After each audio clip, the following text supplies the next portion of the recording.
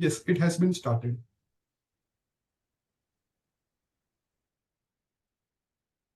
Sanjeev sir, I'm going ahead. Yeah, please go ahead. Please start. Yeah, hi. Hi, good afternoon and good evening to all the participants. I am Sandeep Shah from Equarius Securities. I welcome all the participants, investors and senior management to Netweb Technology India's post-result 3QFY24 earnings webinar. Please note that this webinar is for 60 minutes and same is recorded. Now I hand over the floor to Mr. Sanjeev Sancheti, Head of Uterus Advisors LLP, an IRN advising firm to Netweb Technologies India, to introduce the senior management of Netweb, discuss safe harbor statement and flow of the webinar. Over to you, Mr. Sanjeev. Thank you, Sandeep. Good afternoon to all the participants. It is my pleasure to introduce to all of you the senior management team of Netweb today to present the call. With me are Mr. Sanjay Lodha, Chairman and Managing Director, Mr. Naveen Lodha, Full-Time Director, Mr. Hiday Vikram, Chief Sales and Marketing Officer, and Mr. Prabal Jain, Chief Financial Officer and Chief Human Officer. Before I hand over the call to Mr. Sanjay Lodha for the opening remark, I would just like you to draw the attention to the safe harbor statement in the earning update. Kindly go through the same. Over to you, Mr. Lodha.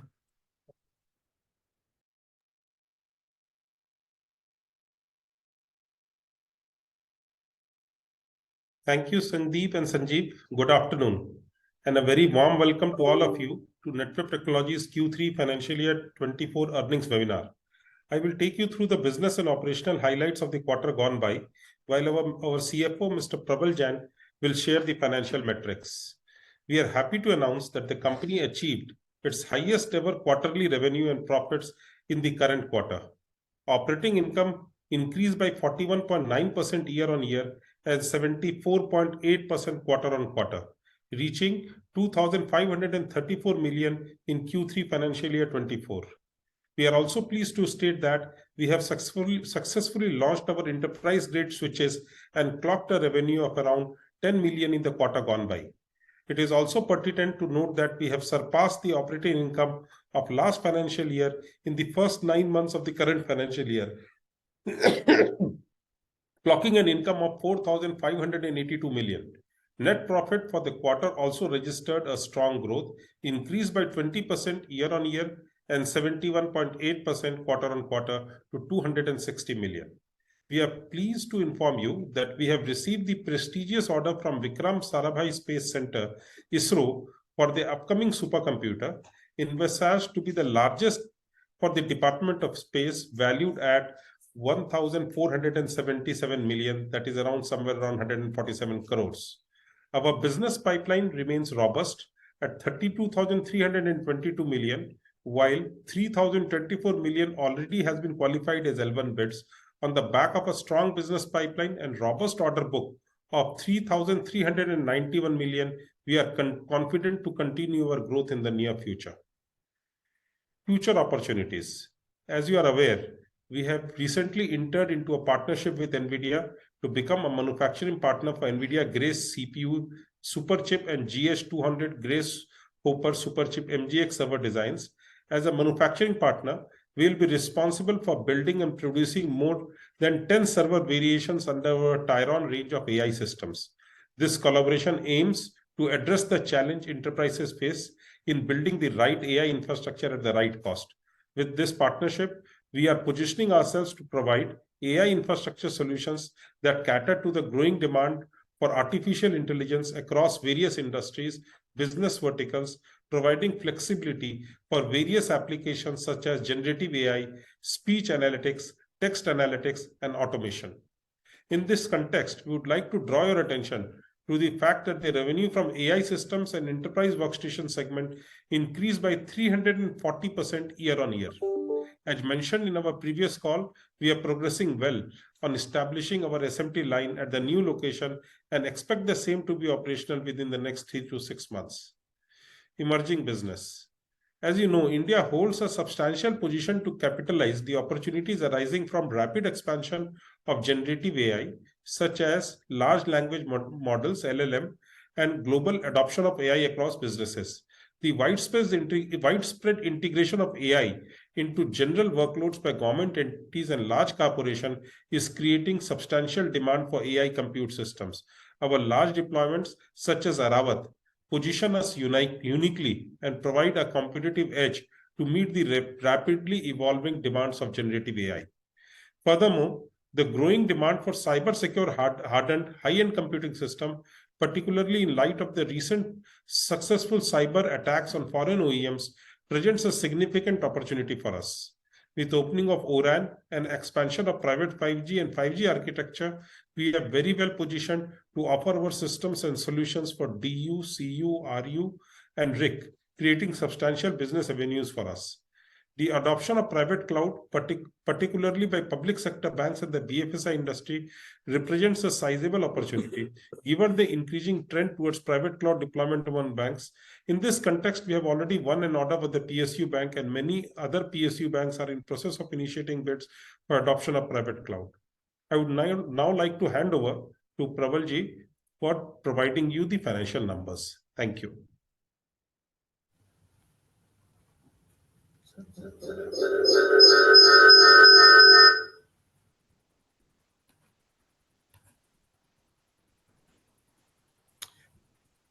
Thank you, Mr. Loda. Good afternoon, ladies and gentlemen. Many thanks for joining the earning webinar. I will give a brief overview of the financial numbers for the quarter before we open for Q&A. I hope everyone would have got a chance to look at the earnings presentation and the press release by now. While our CMD has already covered the macro outlook, I will try to explain in a more granular manner the financial performance of the quarter by gone.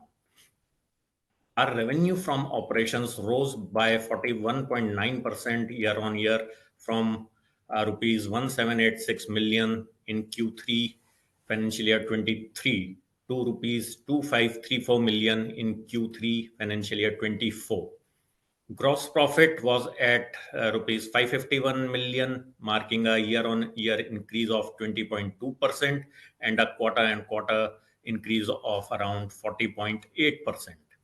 Gross margin was 21.8%, down from 25.7% in the corresponding quarter of the previous year. The gross profit margin for our business needs to be seen on an annual basis, as we deal in high-end compute segment wherein the margins may vary quarter to quarter.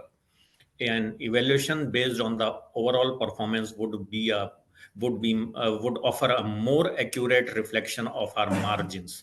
Gross profit margin for the 9 months ended 31st December 23 stood at 25.4%. We would also like to highlight that with the continuing strong growth in our business and revenue, we expect our gross profit margin to stabilize at around 25 to 26% in the near term.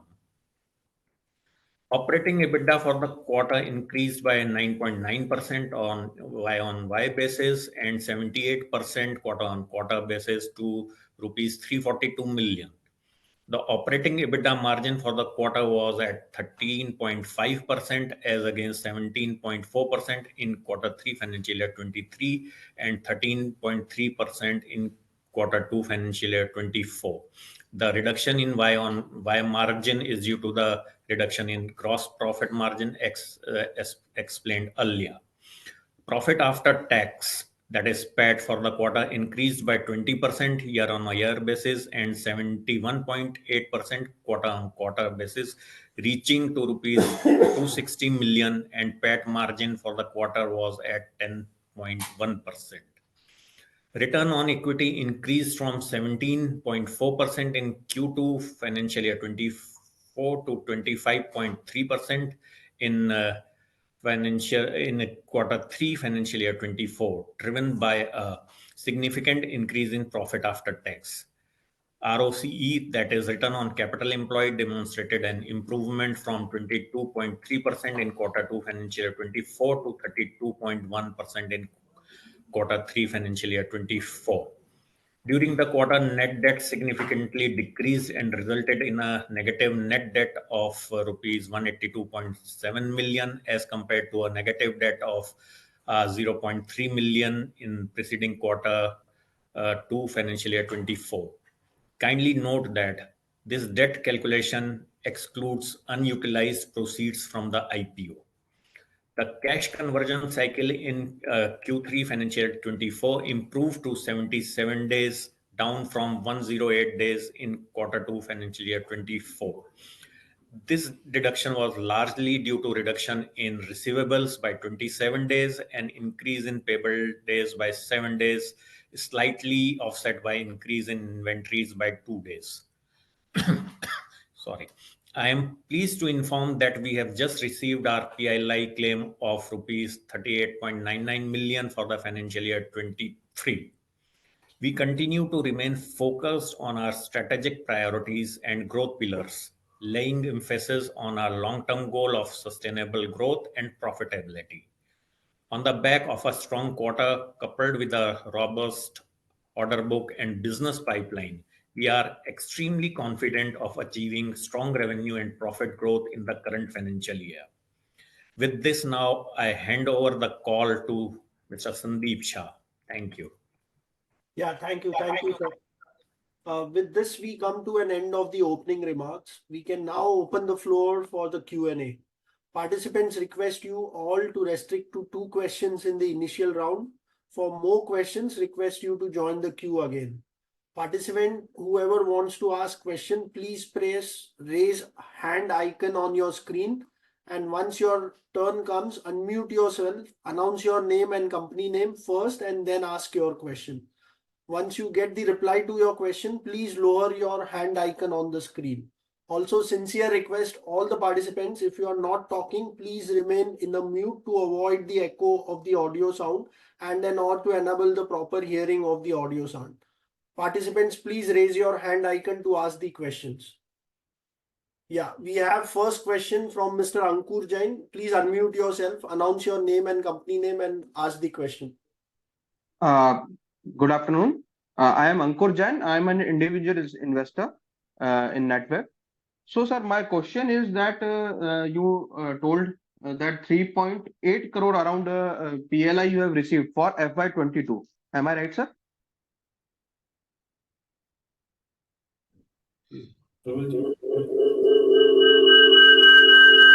Hello? Hello. Yes, sir. Yes. Yes. So, we received, listen to me, we received a PLI of around 3.9 crores, which was the claim for financial year 23, launched in financial year 23. 22, launched in financial year 23. Okay, this means that for FY23, the PLI will be claimed afterwards. No, we have migrated to PLI 2. Therefore, we have relinquished our claim for financial year 23. So there will be no claim for the financial year 23. And what will be the longevity of this PLI? Means you will keep on claiming this, or what are the conditions to claim PLI? And what is the dependence of PLI on your bottom line and revenues? Yeah, so basically, let me answer that actually to you. Okay, so PLI 2.0 is we were among the very few successful participants for PLI 1.0. Okay, and we successfully overachieved our target, and then we got the incentive. Okay, that was for PLI 1.0, but government came out with PLI 2.0, which is much better, because PLI 1.0, the highest percentage they were giving is 4%, and every year it was reducing to 3%, then 2%, then 1%. It was a 4-year scheme, whereas PLI 2.0 is a 7-year scheme. And basically, this card starts for somewhere around, I think the first year, there are a lot of variables there, but you get somewhere around 7% incentive in the first year itself. And then basically it tapers down 1% every year, something of that nature. And plus they are giving you value addition for increasing local value addition and all. So the 2 points basically is that one is that the longevity of the scheme is longer. It was only 4 years earlier. It is 7 years now. Plus, and the percentage which is being offered is higher than what was being offered earlier. So both the things are there, and whatever the PLI, you have to make an investment of we have been only sanctioned an investment to make around 20 crores. So out of that, we are making more over a period of 7 years. Out of that, we are already making more, almost all similar kind of investment this year itself. So we will not have to make investments in the future year. Even this investment, which we are making, will cover us for all the 7 years. So we are in a very, very positive point for that. And plus, basically, whatever we are manufacturing in India, most of our products are getting covered under PLI, so we will get an incentive. I hope I'm able to. Sir, so this is on your order book, or it is only on government order book or complete order book? No, PLI means is production linked incentive. Okay. It has got nothing to do with the order book. Basically, Mhm. if my turnover is 200 crores or 400 crores or 500 crores of the target segment, I get it on the entire target segment. Mhm. Okay, thank you, sir. We have next question from Mr. Raju P. Please unmute yourself and ask the question. Raju, we can't hear you. Please unmute. Yeah. Can you hear? Yes. Yeah.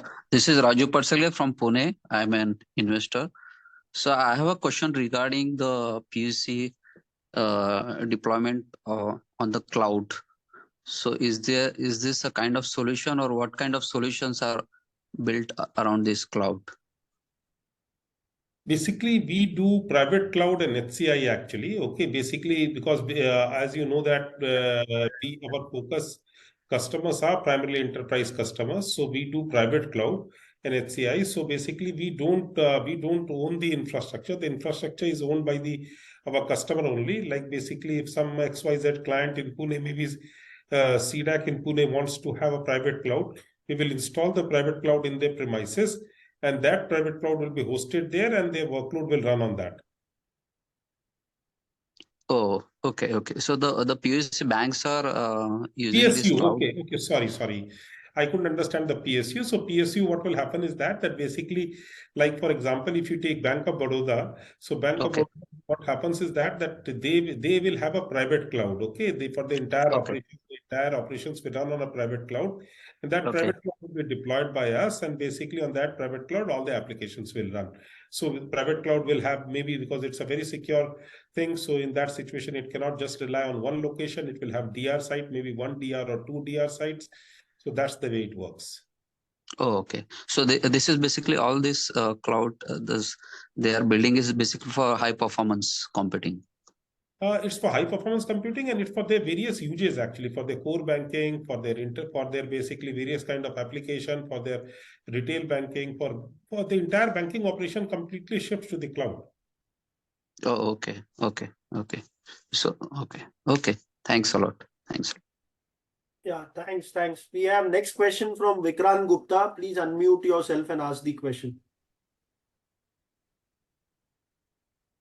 Hi, am I audible? Yeah. Yes. Hi, thanks for the opportunity and congratulations on a good set of numbers. So my question was on the AI systems and workstations, particularly. So I think the revenues, at least on a YY basis, have expanded exponentially. So if you can talk about what has led to that growth, and B, just for my understanding, what is the difference between an AI workstation that you are implementing or providing versus, let's say, a supercomputer? So these two things. Okay, what was your first question? Can you repeat that again? So if you can explain what has led to this sharp growth on Okay, the AI workstation side, Now I in which remember. verticals have you implemented this? So some color there. Yeah. So basically, if you really see, if we are present primarily into six segments. Out of that, three are the major segments. The first is the HPC, that is the supercomputing. So supercomputing takes around 35-36% of my business. Okay, and then the private cloud and HCI takes around 35 to 36% of my business. So both these segments are very, very large segments for us, and these both are basically the segments which are really growing leaps and bounds. You talk about supercomputing, because supercomputing has become part of life. It is getting into everybody's life. It is getting into consumer. It is getting into oil and gas. It is getting into everything actually, into automobile, into pharma research, everywhere. So that market is growing. The other market is primarily the private cloud and HCI. That is also definitely growing. The third vertical we are there is the AI, actually, AI and AI systems and workstations. So basically, it used to be around 7% of our business, 6 to 7% of our business. But since we all of us know that how basically AI is percolating and how basically the more and more users of AI is coming into place into various government and various kind of basically even in the enterprise workloads. So that particular business has increased from 7 to 10% for us, and we see a robust growth going on there. We feel that slowly it can be around 15 to 16% of our business, but basically it will be, I don't see it going more beyond that, the total pie, because of our other business is also growing very well. So this is how basically I look forward as the AI kind of a thing. And plus basically there is a lot of momentum. You already know that the kind of workloads which are basically moving to generative AI and to AI, and so the use of GPUs is so much that basically Nvidia is facing severe shortage of providing GPUs actually. So this is a worldwide phenomenon. And since we have been working on GPUs for more than 15 years, we started working in the year 2010. So we have very good understanding. So all that is coming to practice now, wherein basically our hardware design is specifically made so as to give optimal performance on the GPUs, as well as our software stacks are tuned in that way. So that definitely helps us in doing it. And I forgot your second question now. Yeah. So actually, my second question was quite basic. I just wanted to understand for my clarity, what is the difference between, say, an AI workstation that you're implementing and a supercomputer? So basically, you have been very intelligently. You have seen that there is a very thin line of a difference between a supercomputer and basically the AI. Actually, what happens is that these days even supercomputers have started using AI phenomenally, because basically, if you are aware, the supercomputer we installed, Aravat, which is the fastest supercomputer in the country today, that is the AI supercomputer. So basically, what happens is that if the workload is too big and too large, so in that case, basically it moves to a supercomputer. But basically, there are three stages of particularly AI. First is the first stage is wherein you conceptualize and you see the application. The second is you do the models are the learning happens. So learning cannot happen on a supercomputer. Learning will happen on individual machines. So basically your model is to learn and the inferencing happens. So these are the three stages. And once your model is completely developed, then you can run it on a supercomputer so as to scale it up. So that's how it works. So the areas are definitely linked and basically related. And once basically your application is fully scale up is ready, then it can run on a supercomputer so as to give you the desired results. Understood. So can you give some examples of any AI workstations that you implemented? In which industries are you seeing traction and what are they using it for? Basically, AI workstations we have been using for in various, basically particularly security and surveillance. Okay, basically you see all kind of all the smart city projects which are going on currently. That is the very easy to understand kind of thing. Okay, that basically where all the smart city this implementation is going on, where the video analytics is being done. So basically the learning models are being done there and the AI models really run on that. So that is one of the very simple example which I can give you. Other than that, basically scientific applications like most of the chemistry applications, they are able to use this AI simulation so as to basically run their applications very well. So all wherever the graphics are being used, those are the areas. In case of retail, wherein basically you need to do prediction on what kind of demand will be there, what kind of basically which color will sell more or something of that nature. There can be various thousands of permutation and combinations on which it can work. So basically, and even in oil and gas, also in seismic research. So basically all these areas, it really works very well. Okay, so these are individual users at these organizations who are testing their models and require this particular workstation to do it. Yeah. Okay, thank you. Thanks a lot. Thanks, Vikram. The next question we have is from Shresh to V. Please unmute yourself and ask the question. Hi, gentlemen. Congratulations on very nice results for this quarter. So 3 questions from yourself. First question is, what are the key strategic initiatives in the next 3 to 5 years? And are there plans to enter into the design of GPUs and server architecture, which is a significantly better margin business than this manufacturing, which is more like an OEM business, and Quanta and Concall in Taiwan are doing the same kind of business. Second question is related to, we are seeing significant generative AI allocations in budgets globally from enterprises and also there are financial investments. So what are the key bottlenecks do you see in your business in capturing that kind of a demand? So are you supply constrained, or there are improvements to be made in the business development teams of Netweb? And third question is with respect to what is the reason for decline in customer repeat rate from FY23 of 90% to 58% in 9 months FY24? Okay. So basically, the thing is that we are not. I think we are not working as an ODM at all. Actually, if you see our complete presentation, we design our products, we design our servers. Even the Nvidia architecture, the basic architecture is being provided by the major chipset manufacturer. Like basically, it can be Intel, or it can be AMD, it can be Nvidia. So basically, we have with them, and we have basically understanding of the roadmaps at least 18 months to 24 months in advance. So accordingly, we develop our products, we design our products based on our chipsets. Same way as all the world, the major MNCs are doing it. Same way we do it. We design our products ourselves. We have a complete hardware design team which designs our products. But basically, we are not box sellers, so we just don't design a product and make a system and try to sell it. As most of our we also have our software stack, so that we basically any customer who's trying to use, he can get the maximum benefit from that particular vertical. So that's how basically we do. So we are not in an ODM stage. So answering your specific question on design of GPUs, I will like to be muted at this point of time, because this is something very confidential, which I will not like to disclose. I neither like to accept it nor like to deny it. Okay. Okay, thank you. I got my answer. So that is there. As regards your second question was basically, I think I got the third question on the repeat customer demand.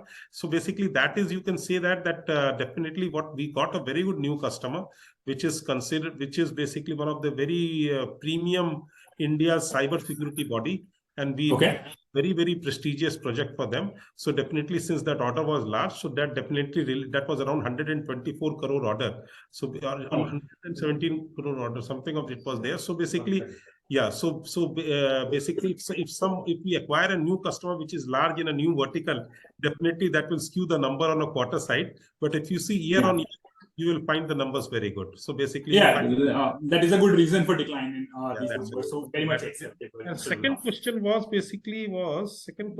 on.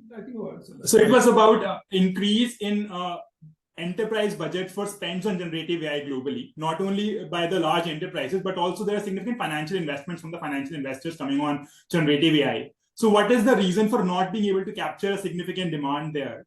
So obviously the results are exceptionally good. They could have been even better. So what are the key bottlenecks in the business right now? Are they supply side bottlenecks, or are they business development side bottlenecks? I cannot 100% deny that supply side bottlenecks are not there, because basically everybody is facing crisis of GPUs, but definitely we are very well supported, since we are basically the only manufacturer in the country for these kind of products. Basically, we get proper support from all our major OEM relationships which we have. So we definitely get that. But the other is that basically, please understand, we are not basically box pushers. We just don't manufacture and try to sell it. We try to use it for applications. Our customer segment is enterprise. Okay, we don't want to. If you see my total sale, also 50% comes from the government, 50% comes from the enterprise actually, and enterprise is also large enterprise. So we are always interested to work on the basically large enterprise models, whereas basically rather than getting into consumer models, the company's vision is very clear to target the high-end computing and enterprise market. So that's how we have been doing it, and that market is very matured, and we have to move gradually into it, and we are doing it at a very good pace. Because I'll tell you, today we are manufacturing what I announced is that we are trying to manufacture Grace Hopper based systems in the country today. Okay, basically, you tell me the adoption of Grace Hopper worldwide would be very, very less as yet. But basically, we are very ready that our prototyping should be basically the design's already done. Our sampling should be done sometime in March, and we plan to roll out the commercial product before the end of Q1 actually. So that is very fast. We are basically the other manufacturer, nor the normal manufacturers are not yet even started planning on that. So we are way ahead on that, and plus basically we are on the next gen product. So that gives, but we are not targeting the consumer. We are targeting the enterprise market. Got you. Thanks a lot, Mr. Luda, for your responses. Glad to know about that. Thank you. Bye. Thanks. We have next question from Simar K. Please unmute yourself and ask the question. Hi, good afternoon, and congratulations to the team on getting such a high number and walking the talk with the previous con call where you had mentioned one third would be on the H1 and yeah, I believe it's a very good growth going forwards in the H2 as well. So I have a couple of questions. One on the new order which you have won from ISRO for the 147 odd crores. Is that in the same order pipeline that you have for the 323 crores? Yes, that is part of that order book. Got it. And in terms, can you give me a sense of the order book that you have already in hand?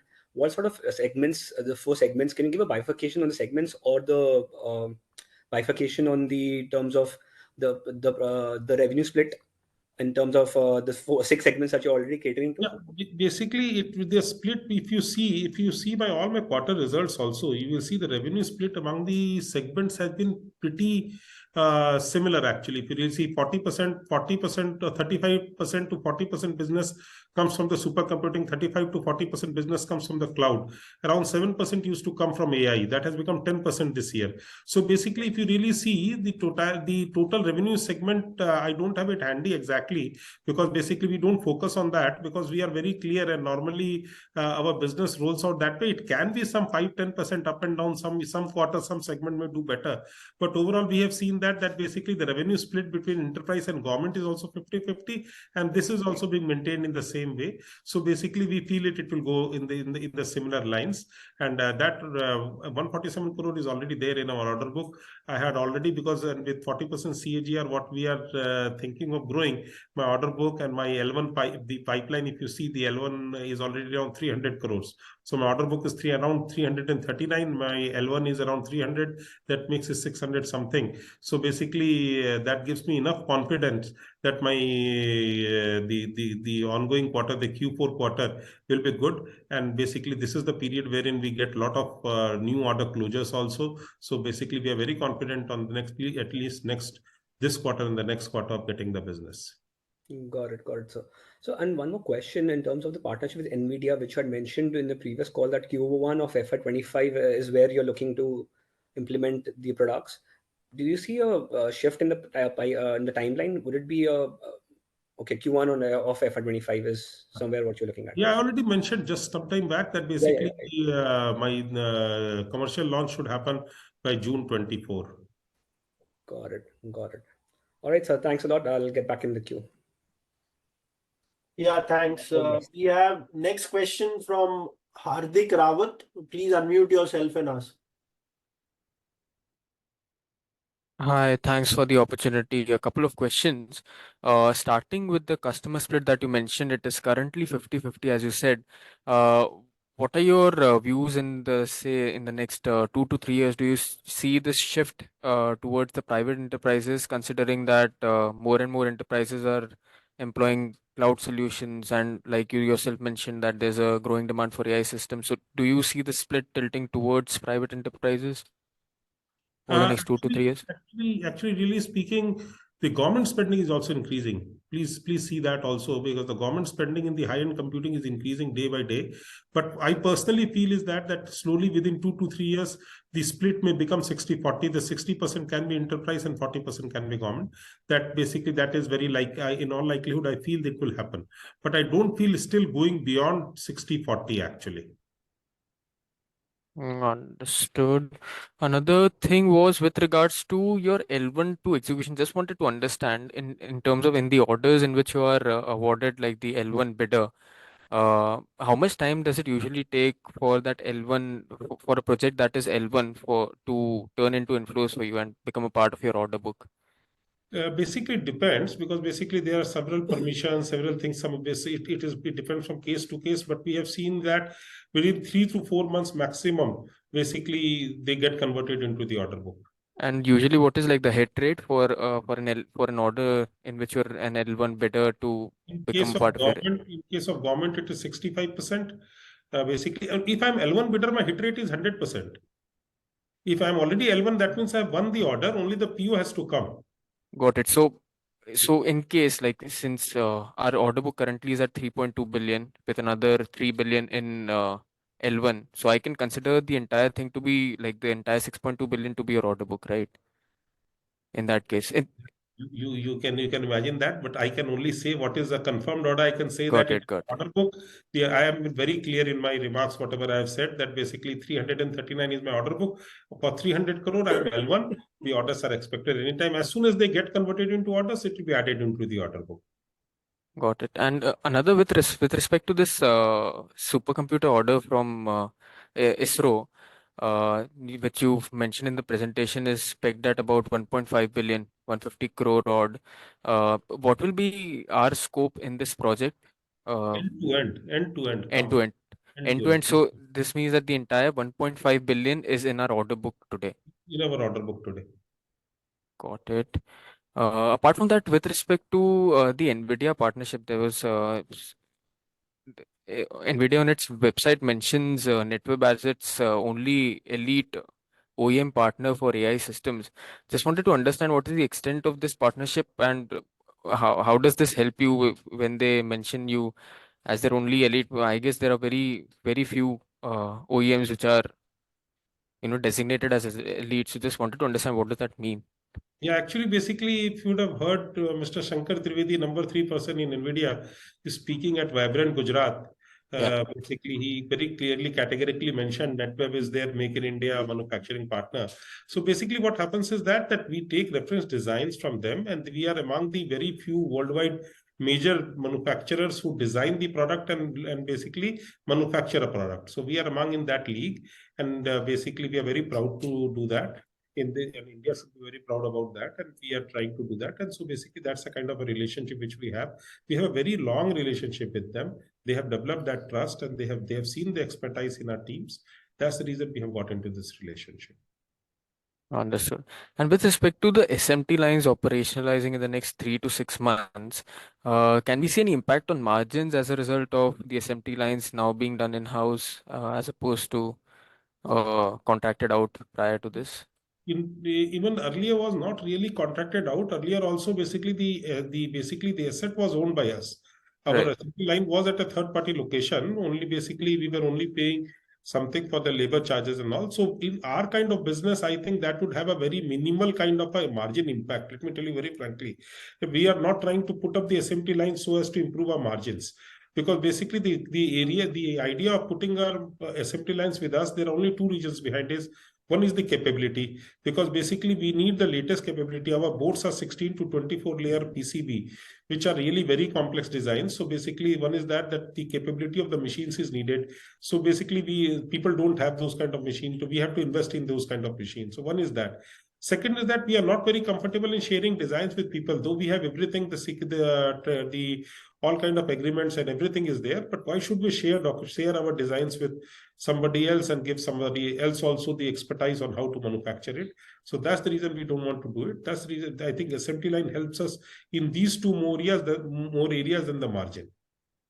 Understood. And the 200 million that you mentioned that you've already invested in terms of your PLI obligations. So I'm assuming that a part of it was for the SMT lines. Yes. Would that be correct? Yes. All right. And where are we with respect to the PLI localization? Because the last time I remember that we seem to be quite ahead on the localization drive.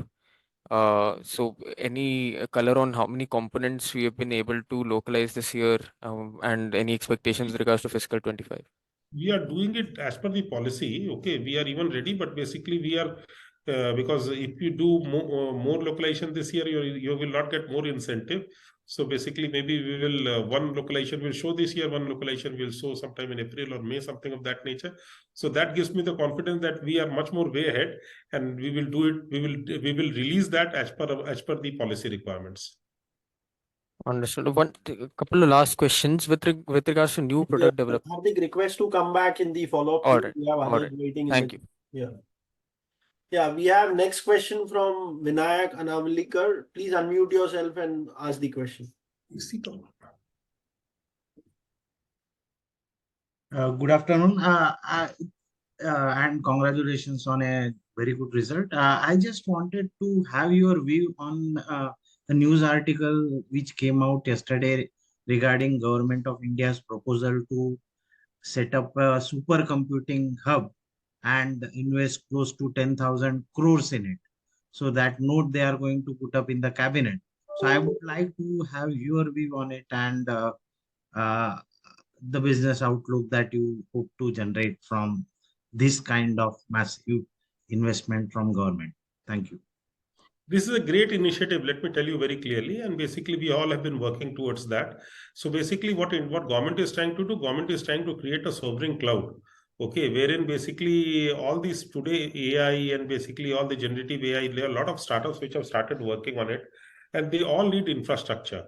So what government wants to do, they want to create a huge facility wherein they can give infrastructure to these companies so that Indian startups can grow very well. It's a very, very noble cause, and it will really fuel up. You cannot understand the kind of basically the lead which India will take with this particular step if it is completely successfully implemented, because this will provide basically all these startups were hungry for resources, and GPU compute resources are not cheap. They are difficult to get, they are difficult to maintain. So government's this initiative is a very good thing in this direction, and we are very well posed so as to basically handle that challenge as it comes. And primarily we because government is also mandating it has to make in India complete products. So basically we are one of the major Indian manufacturers and designers for these such kind of servers and solutions. So that definitely is a good opportunity for us. Okay, thanks for answering it. My question is, any timeline you would like to just hazard a guess on it? You have to ask Rajiv Chandrasekhar ji. Okay, thank you. That's it from me. Yeah, we have follow-up question from Vikrant Gupta from ICICI Pru Life. Unmute yourself and ask the question. Yeah, hi, thanks for the opportunity again. So again, I just wanted some more clarity on the AI workstations part. So we hear some of the IT services companies talking about enterprises, releasing some budgets for proof of concepts around generative AI, small projects, but which may scale up in the future. So I know our sort of geographical mix is very different from an IT services company, but do you see Indian clients in that context releasing some budgets for these sort of proof of concepts, and are we supplying our workstations to them? You talked about one of the capabilities being our hardware being optimized to run the new LLM based workloads, right? So if you can provide some context there. Yeah, so basically today the AI is growing in such a way, even the Indian GSIs or Indian application providers, even Indian pharmaceutical companies, they also cannot be kept aloof from that. Everybody wants to get into it. Everybody wants to try their hands. They want to see how AI can really help them so as to optimize their complete applications. Okay, so definitely we are getting a lot of interest from different people. People have different ideas. As I think last time I talked on my call also after Jensen's visit, there is a huge amount of interest wherein basically the kind of basically interest it is generating. The compute capacity, people are trying to build up compute capacity so as to handle these kind of workloads. So definitely I feel even domestic companies and domestic workloads are also very high on radar, and they are also trying to get optimized. Each and every, you talk about all the CDOTs, the CDACs and all that in the government side, you talk about all the major GSIs in the country today or the large enterprises, everybody is talking, because somebody was telling me that but you guys are perfect in that. You scan annual report of maybe 1,000 companies. Out of that, you will find that on more than 500 of them have mentioned AI somewhere on the annual report. You want to focus on that. Got it. Okay, thank you. Yeah, we have a question in the chat box from Varun Mohan Raj. The question is, we have high asset turns like 15-20x. 2 to 3 years down the line, where will be incrementally investing our internal accruals?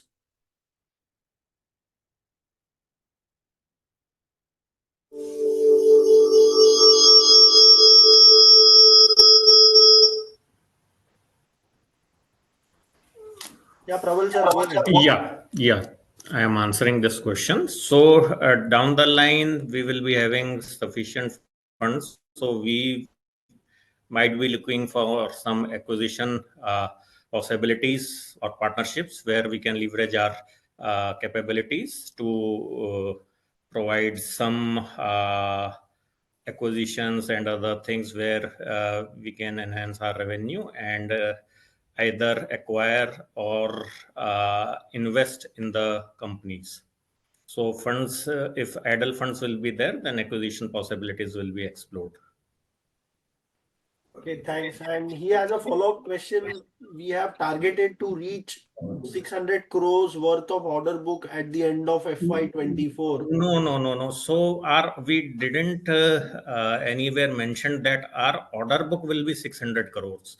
The revenue guidance given by us was for 600 crores. Yeah, so thanks for that clarification. Yeah. The next question we have in the queue box is now from Mr. Hemant Bajaj. Please unmute yourself and ask the question. Thank you, Sanjay ji, for giving me the chance to ask the question. As you mentioned, as I've been noticing that various oil and gas majors are also investing in private cloud because it helps them in the exploration part of the whole optimization part. So how we are trying to approach that segment? Or do we have any existing orders from the oil majors or what?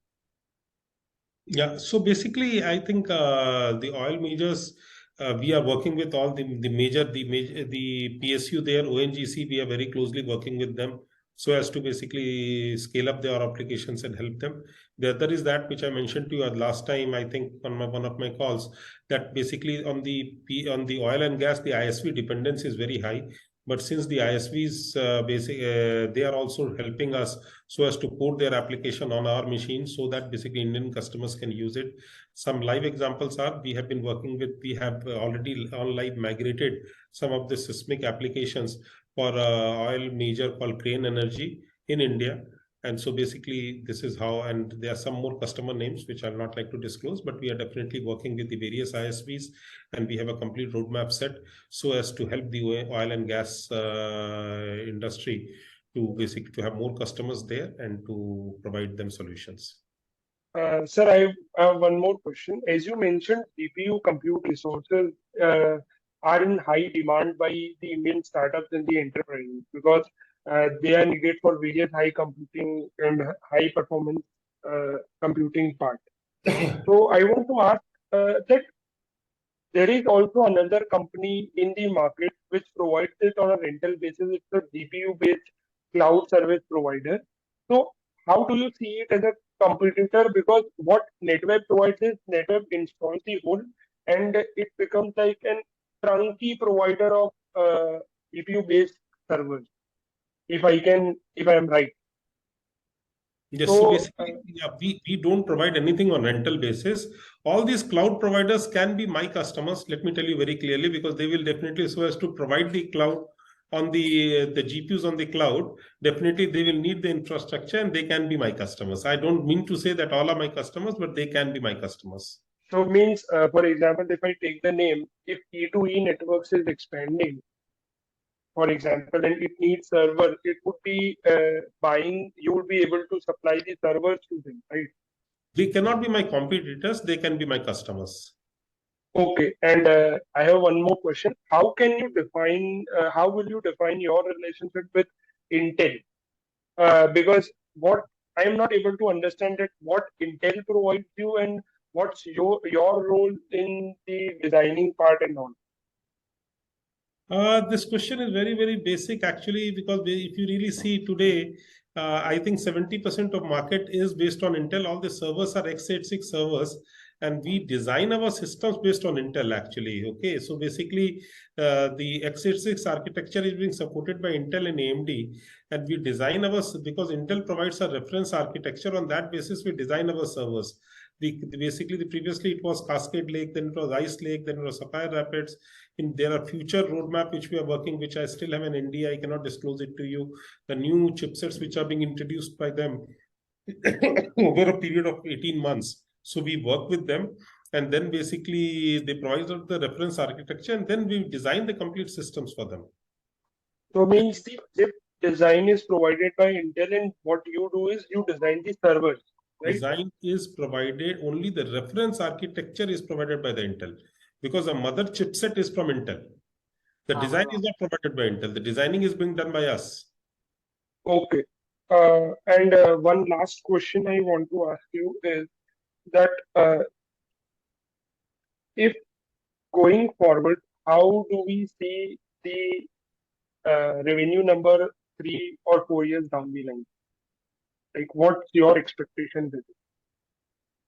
Really speaking, basically, the areas we work upon are all growth areas, and we feel all the areas will remain growth areas for at least 3 to 5 years. That's very clear, and these are all growing areas. We have our own plans to introduce into new areas as well, but basically, I think the current areas which we are working are really very robust, and we have been growing at around 40% CAGR for last approximately 2 to 3 years. We intend to grow up. We hope that we'll be able to maintain the growth rate of at least 30 to 40% CAGR going forward. And one last, you have another entity in the name which is your associate concern incorporated in Southeast Asia called Netweb PTE. You being a major benefiter of the company, and Netweb PTE, it's mentioned in your DRHP. Yes, but I am not the major beneficiary of that company. It's very clear. If you read the DRHP carefully, everything is mentioned very clearly. It is in name of Mr. Sandeep Lodha, and he is the major beneficiary of that company. And we have a we have a non-compete agreement signed between us. So it doesn't impact the operations of Indian company called Netweb Technologies? No. Does it impact? No. Okay. We have a very clear-cut definition of territory and everything, actually. Okay. Thank you so much. Yeah, we have next question from Ankur Jain. Please unmute yourself and ask the question. Sir, I want some clarification on this. Like you are having 339 crores of order and 302 crores of L1. So L1 will be converted into order when you receive a PO, right, sir? Correct. So Correct. you have mentioned 3232 like 3,232 crores of pipeline. So what exactly is this, and how it will be converted into order? Yeah, actually, I've been explaining the pipeline in all my calls earlier also. So basically, what happens is that is the three we are working on around 3,200 crore worth of basically pipeline we have. These are the cases which are going on basically on various cases where somewhere the tender is coming up, where the speccing is going on, where the requirement has been completely specified. So accordingly, same case in the government, same thing is in the private also, wherein we have identified it. Our pipeline serves us, takes around, because basically you understand that if somebody is installing a supercomputer, they just cannot call me 10 days advance and they ask me and they plan it and they give it. It takes 6 months to 1 year so as to make it actually, so as to plan it, to formulate it, to completely apply for budgets, take it and everything. So basically, so the pipeline is the cases which we are working upon, and with the cases where the customer is convinced, the POC has been done and the customer is convinced on the solution, he is working on the requirement, how it will come. So that suffices us for somewhere around a year to 18 months approximately, the pipeline. So that is the pipeline which we have mentioned. Okay, sir. Sir, one more question. Like 50% of your revenue is from government. So, and you told in this con call also itself that it will come down to 40%, but it is still a big number. So, I want your view on that. That whether you see it as an opportunity or it's a threat. Like government orders are means some dicey kind of a thing, and the payments are also delayed many times. I will like to my CFO convert that, but basically I would like to tell you, we love the government orders, no doubt about it, because basically we are not working with the normal government, the state governments and all that. Our government is primarily basically all high-end educational institutions, all the major research institutions, all basically Indian Air Force and all those kind of people actually, who are all large organizations, R&D like CDAC, CDOT, all these kind of people. Okay, so basically they work much more better than what corporates work. And with what we have, my CFO always tells me the payment from government customers is faster than the payment from the basically the enterprise customers. So we don't have those challenges. We have never had any bad debts in our books. You might have seen our payment cycle has improved phenomenally. So basically, we don't have those challenges. And for us, government business is welcome. And I always have been basically I have been running this company for 25 years. At least 4-5 years, I remember that we have been maintaining it around 50%. It's not precisely, can be 5% up and down, but 50%, and that mix works best for us. But since the question was that basically how the more and more public-private partnership and all those things are happening. So that may lead to basically the corporate sales going up to 60%. That also I told you over a period of 2 to 3 years. In the recent term, we are very happy doing 50-50 kind of a split. Mhm. And one more, sir. Like you mentioned that you are going into private, you are doing the projects of private cloud for PSU banks. So why not private sector banks, sir, or other NBFCs? Basically, most of them are already there, because basically what has happened, if you see the private sector banks, they are already on the private cloud. Okay, basically the public sector banks, they are much more larger and they are all getting on the private cloud. So that's an opportunity there. Okay. Thank you, sir. Yeah, we have time for last few questions. Next, we have from the chat box from Mr. Jai Patel, Hanimi Group. He said your website mentions that you are developing a new product in the networking and 5G O-RAN space. Could you share how is progress going on the same, and how does it merge with your other products like HPC and AI system products? Yeah, so basically 5G O-RAN is going on very well at good pace. So basically we are trying to develop a completely make in India 5G O-RAN actually. So that puts us in a different league altogether. You can very well understand it's not a very easy thing. We have a complete R&D team which is working day and night so as to establish that, doing various testings in various kind of situations. They have already achieved some kind of a basically success already, but they are trying to make it in a production grade kind of a thing. And we even intend to even manufacture the radios also if required, but I will not like to make an announcement regarding that. We are really trying to see that because government also wants us to completely develop a 5G O-RAN kind of a situation, basically a product in India, because the government also wants that it should be a make in India kind of a solution should be available. That is there. On your next part of your question, how does it integrate with AI and all? Definitely, basically, because with the 5G, the AI adoption will increase on the edge side. That is there. But more than AI, it will integrate with the cloud. Because basically, if you are aware, we have already been implementing 5G clouds for various telcos across the globe, for large ones. So basically, we already have that expertise on the L3 side of it. So definitely, it integrates very well with the cloud. Thank you. Yeah, we have another question in the chat box. Please provide guidance on revenue and EBITDA margins for FY24 and FY25.